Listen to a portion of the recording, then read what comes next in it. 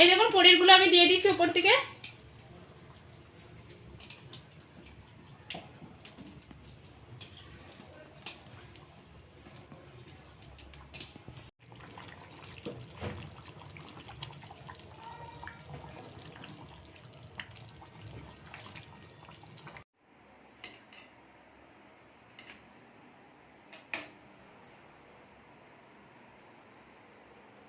নমস্কার বন্ধুরা, তানভি ভিলেজ ফুডে সবাইকে স্বাগত। সবাই ভালো আছো, আমিও ভালো আছি। আজকে আমি একটা রেসিপি শেয়ার করছি। রেসিপিটা হলো মটর পনিরের রেসিপি।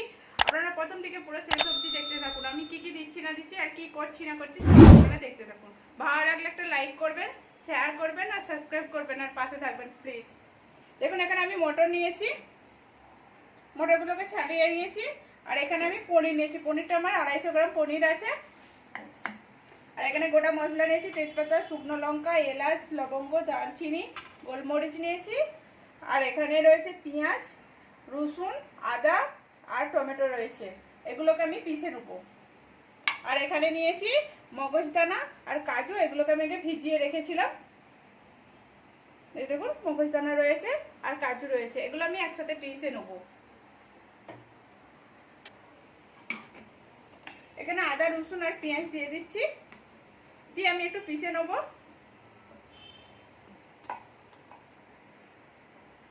আর টমেটোটাও দিয়ে দিচ্ছি, টমেটোটা আমার ধরে যাবে, নাহলে একটু পিষে নিয়ে টমেটোটা দিলেও চলবে।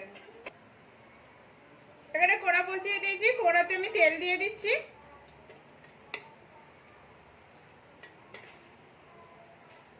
আমি 3 ডাবু তেল দিলাম, তেলটা একটু গরম হতে দেবো। আর এদিকে আমি কিন্তু পনিরটাকে একটু জল দিয়ে, হালকা জল দিয়ে, আমি হাতে করে নাড়ি না, জল দিয়ে একটু ধুয়ে নিয়েছি যাতে টক ভাবটা কেটে যায়। আমি কিন্তু এটা ভাজবো না, পুরো কাঁচা টপকা দেবো। আর আমি একটা কথা শেয়ার করছি আপনাদের সাথে, আমি কমেন্ট করছি, যে ভাবছেন যে কমেন্ট করছেন, আমি কিন্তু কমেন্ট করছি কিন্তু ডিলিট হয়ে যাচ্ছে কমেন্ট। আমি পরে যখন দেখছি যে কমেন্টটা করেছি, করার পরে কিছুক্ষণ বাদে যখন দেখছি, হয়তো সকালে করলাম, বিকালবেলা কমেন্টটা দেখছি যে কমেন্ট বক্সে কমেন্ট পুরো ডিলিট হয়ে যাচ্ছে। আমি জানি না কেন হচ্ছে, তো বুঝতে পারছি না। এখানে তেল গরম হয়ে গেছে, আমি তেজপাতা দিয়ে দিচ্ছি, দারচিনি, শুকনো লঙ্কা, এলাচ, গোলমরিচ আর লবঙ্গ, এগুলো আমি ভেজে নেব। এর মধ্যে একটু গোটা জিরে দিয়ে দিচ্ছি, আধা চামচের মতো গোটা জিরে দিয়ে দিলাম। এগুলো আমার অনেকটা ভাজা হয়ে গেছে। এবার আমি যে মশলাটা বেটে রেখেছিলাম, পেঁয়াজ, আদা, রসুন, টমেটো, সেটা আমি দিয়ে দিচ্ছি। এটাকে আমি এবার ভালো করে নাড়তে থাকবো।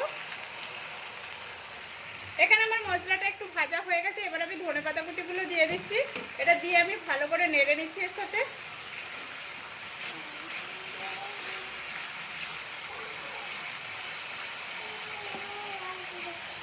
এবার এখানে যে আমি বাদাম আর কাজুটা বেটে, এই মগজদানাটা আর কাজুটা যে বেটে রেখেছিলাম একসাথে, সেটা আমি দিয়ে দেবো।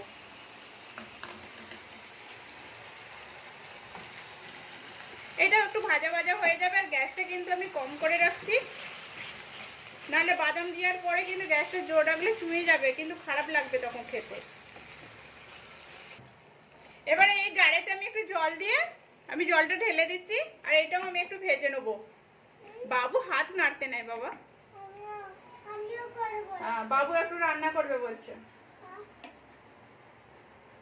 এই দেখুন বাবু আমাকে হেল্প করছে, রান্না করছে বসে বসে। আবার কোথায় বসেছে দেখুন, গ্যাস ওটির উপরে।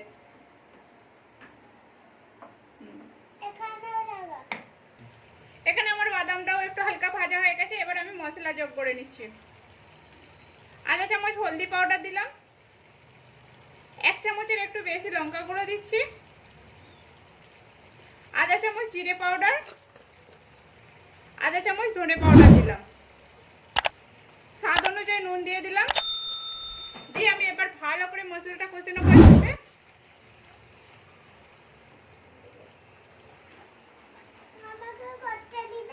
হ্যাঁ করতে দেবো। দেখুন মশলাটা আমি কষে নিচ্ছি ভালো করে, এরকম করে ভালো। মশলাটা আমার একটু হয়ে গেছে, দেখুন মশলা থেকে কেমন তেল ছেড়েছে। আমি একটু ভালো করে নেড়ে নিচ্ছি। এখানে আমার মশলাটা হয়ে গেছে। এবার আমি মটরশুঁটি মটরশুঁটিগুলো দিয়ে দিচ্ছি। মটরশুঁটিটা দিয়ে ভালো করে আমি কষে নেবো মশলাটার সাথে।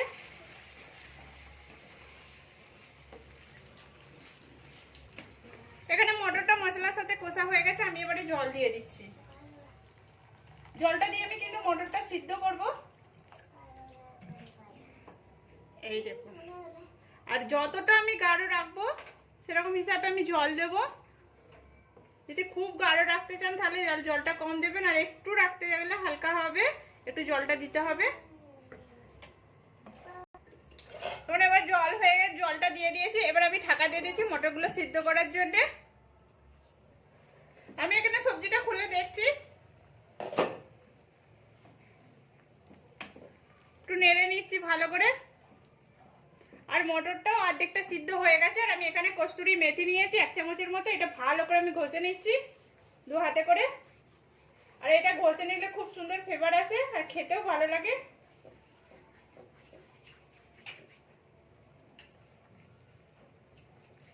দিয়ে আমি ভালো করে এর সাথে ঘেটে নিচ্ছি।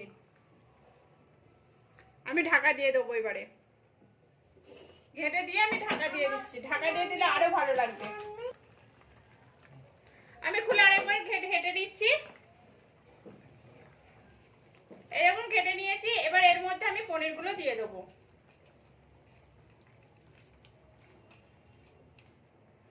এই দেখুন পনিরগুলো আমি দিয়ে দিচ্ছি উপর থেকে।